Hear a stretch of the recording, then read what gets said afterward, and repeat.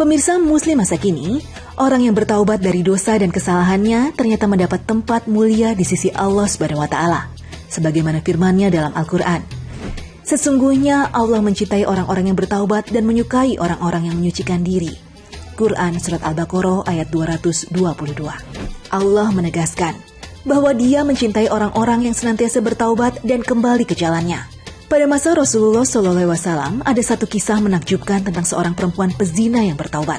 Berdasarkan sebuah riwayat dari Abu Hurairah radhiyallahu anhu, pada suatu malam setelah sholat Isya, Abu Hurairah radhiyallahu anhu keluar. Tiba-tiba di hadapannya ada seorang wanita bercadar yang sedang berdiri di tengah jalan. Seraya berkata, "Wahai Abu Hurairah, sesungguhnya aku telah melakukan perbuatan dosa besar. Apakah masih ada kesempatan bagiku untuk bertaubat?" Lalu Abu Hurairah bertanya pada wanita itu, "Apakah dosamu itu?" Dia menjawab, "Aku telah berzina dan membunuh anakku dari hasil zina itu." Abu Hurairah kembali berkata, "Kau telah binasakan dirimu dan telah binasakan orang lain. Demi Allah, tidak ada kesempatan bertaubat bagimu." Mendengar jawaban Abu Hurairah, wanita itu menjerit menangis sekuat-kuatnya dan jatuh pingsan. Setelah siuman dia pun lantas pergi. Abu Hurairah berkata dalam hati, "Aku berfatwa, padahal Rasulullah SAW masih ada di tengah-tengah kami." Pada pagi harinya, Abu Hurairah menemui Rasulullah SAW dan berkata, "Wahai Rasulullah, tadi malam ada seorang wanita meminta fatwa kepadaku berkenaan dengan ini dan ini." Setelah itu Baginda SAW bersabda, "Inna lillahi wa inna ilaihi roji'un." Demi Allah, celakalah engkau dan telah mencelakakan orang lain. Tidakkah kau ingat ayat ini? Dan orang-orang yang tidak menyembah Tuhan yang lain beserta Allah dan tidak membunuh jiwa yang diharamkan Allah kecuali dengan alasan yang benar dan tidak berzina. Barang siapa yang melakukan demikian itu, niscaya dia mendapat pembalasan dosanya, yakni akan dilipat gandakan azab untuknya pada hari kiamat. Dan dia akan kekal dalam azab itu dalam keadaan terhina. Kecuali orang-orang yang bertaubat, beriman dan mengerjakan amal soleh. Maka kejahatan mereka diganti Allah dengan kebajikan, dan adalah Allah Maha Pengampun lagi Maha Penyayang. Quran Surat Al-Furqan ayat 70. Maka Abu Hurairah keluar dari sisi Rasulullah SAW dan berlari menyusuri jalan Madinah sambil bertanya-tanya, "Siapakah yang mampu menunjukkan aku kepada seorang wanita yang meminta fatwa kepadaku tentang begini dan begini malam tadi?" Hingga menjelang larut malam, Abu Hurairah baru menemuinya di tempat itu dan memberitahukan yang dikatakan Rasulullah SAW bahwa dia boleh bertaubat. Wanita itu kembali menjerit kegirangan seraya berkata, "Kebun yang kumiliki akan kusedekahkan kepada orang-orang miskin karena dosaku." Sesungguhnya Allah Ta'ala berkasih sayang kepada orang-orang yang bertobat dan menyukai orang-orang yang bersuci. Sebesar apapun dosa seorang hamba selama ia tidak menyekutukan Allah, maka tobatnya akan diterima atas izin Allah Azza wa Jalla.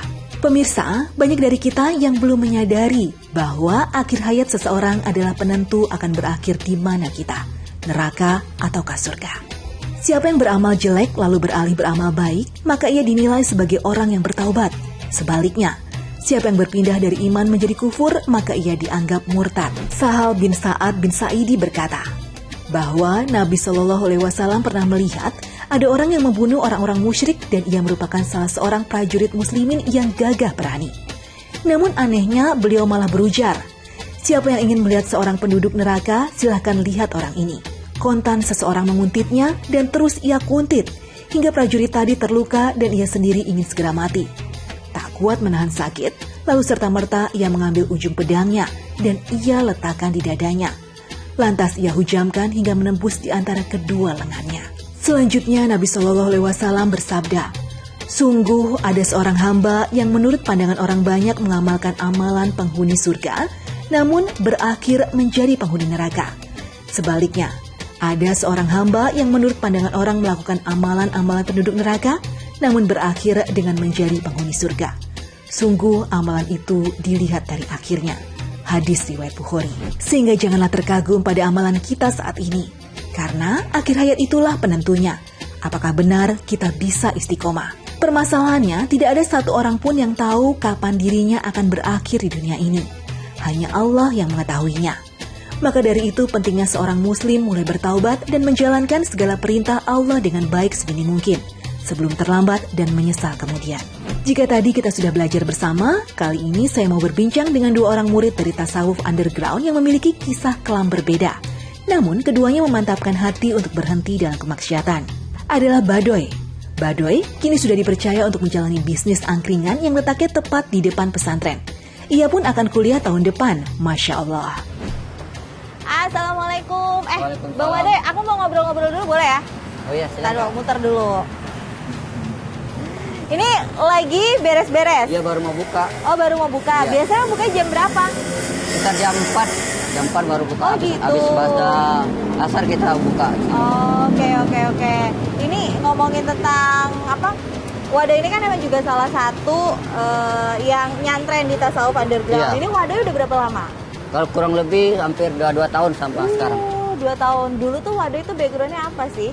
Kalau saya dulu ya punk ya, street punk, ngamen, ngeband juga di Palembang situ. Kamu orang mana? Palembang. Orang Palembang. Iya. Ketemu Pak Ustadznya gimana? Di Tebet. Di kolong jembatan itu? Ya di kolong jembatan Hah? pas. Sebenarnya di situ kan kita lagi silaturahmi ke teman-teman yang situ. Ya ikut pengajian, ada ketemu Pak Ustadz gitu pas itu. Oke. Terus kenapa pada akhirnya memilih dan memutuskan untuk ya udah deh ikut sama Pak Ustadz, lebih mengenal agama, kenapa? Ya satu sih karena memang saya jenuh di jalan, udah berapa tahun-tahun di jalan, pengen ada sesuatu perubahan lah dari saya gitu. Kamu pernah gak sih ngalamin hal buruk ketika kamu jadi anak pang di jalanan gitu? Banyak sering Kak. Apa? Kadang kita lagi jalan, lagi ngamen, ya kadang kita jadi korban situasi ya terhadap masyarakat gitu. Padahal kita nggak ngelakuin apa-apa, kita yang disalahin gitu. Padahal kita diem aja, salah ya di mata mereka, di mata masyarakat gitu. Ini sekarang kamu udah lebih mengenal agama lah ya, boleh dibilang kayak gitu. Sedang berproses lah untuk mengenal. Yang kamu rasain apa? Kalau sekarang ya lebih tertata, saya lebih menata kehidupan buat kedepannya apa gitu. Lebih juga pendalaman masalah tentang agama supaya bisa buat keluarga saya nanti bekal-bekal saya buat untuk membina rumah tangga. Dan ini tuh angkringan ini, jadi ini tuh salah satu adalah support usaha yang ada di pesantren tasawuf underground. Iya. Ini yang di angkringan ini tanggung jawabnya Wadoy ya. Iya, sama teman-teman juga. Sama teman-teman juga. Nah, dan Wadoy ini juga katanya baru lulus sekolah. Iya, pakai C. Pakai C, dan insya Allahnya mau kuliah, betul ya? Iya. Mau kuliah ambil jurusan apa nanti rencananya? Pendidikan kewarganegaraan. Berarti jangan patah semangat, terus Siap. belajar terus. Kalau ada teman-teman yang baru datang, jangan lupa untuk bimbing gitu, Iya, biar bareng-bareng gitu ya. Iya, Kak. Tinggal bersama dalam iman yang baik, insya Allah semuanya akan jauh lebih baik dan jauh lebih berkah. Ini kamu lagi beres-beresin apa? Aku bantuin yuk. Selain Badoy, saya juga akan berbincang dengan Denny yang baru bergabung ke dalam tasawuf underground. Denny cukup bersyukur dirinya turut dirangkul dalam tasawuf underground setelah lama menjadi tukang tato jalanan. Bakat seninya bahkan tetap dia bisa curahkan dalam pesantren dengan membuat aneka pajangan. Tadi kan udah selesai tuh bantuin Wadoy, siap-siapin angkringan. Sekarang nih ada satu lagi nih, teman dari pesantren tasawuf underground, Denny. Denny ini dulu backgroundnya adalah pembuat tato, tapi akhirnya kembali ke jalan yang benar, dan ini salah satu hasil karyanya justru ada di belakang kita. Wah, ini keren banget. Denny, tapi boleh diceritain gak sih ke aku, kamu dulu kenapa gimana tahu-tahu bisa sampai ke tasawuf underground ini? Ceritanya, ya saya lagi nongkrong di kolong jembatan. Terus? Pak Ustadz datang. Terus? Ya, kita ngopi-ngopi bareng, Terus? ngobrol. Kenapa kamu pengen lebih kenal agama pada akhirnya? Kalau saya pribadi karena saya udah ngerasa puas sama yang nggak baik. Kalau disuruh nih misalnya, mau balik lagi nggak sih? Ke jalan. Iya. Terima kasih. Terima kasih. Say bye-bye. Iya. Sudah capek ya? Udah. Sudah. Kembali lagi ke jalan yang benar aja. Iya. Luar biasa. Berarti kita doain ya, semoga Denny tetap istiqomah di jalannya dia sekarang. Karena bagaimanapun juga sebenarnya yang sulit adalah proses istiqomah gitu. Berproses untuk menjadi semakin baik dan semakin baik lagi. Itu tuh butuh usaha dan kerja keras yang luar biasa gitu. Dan kita tuh memang nggak boleh untuk sendiri gitu, memang harus ada saling support. Dan mungkin di Tasawuf Underground ini adalah tempat yang menurut Denny dan menurut aku pribadi adalah tempat yang memang sesuai gitu, yang dimana teman-temannya juga hampir mempunyai background yang sama, dengan saling supportnya mereka, belajarnya bareng-bareng dengan gaya belajarnya yang juga menyenangkan, yang di situ akhirnya membuat hampir semua yang ada di sini menyatakan satu hal, yaitu nyaman. Jadi insya Allah kedepannya kita akan terus jauh lebih baik ya Denny. Masya Allah. Dan beginilah hidup, perlu dimanfaatkan sebaik mungkin sebelum ajal menjemput. Mati itu satu kali, namun Allah memberikan kesempatan kita hidup berkali-kali. Itu artinya Allah memang menginginkan kita untuk mengumpulkan amal soleh sebanyak mungkin, bukan bermaksiat sebanyak mungkin. Jika mereka yang telah tiada minta dihidupkan kembali hanya untuk beramal soleh, maka kita yang masih hidup sepatutnya menjalani hari dengan beribadah sebaik-baiknya.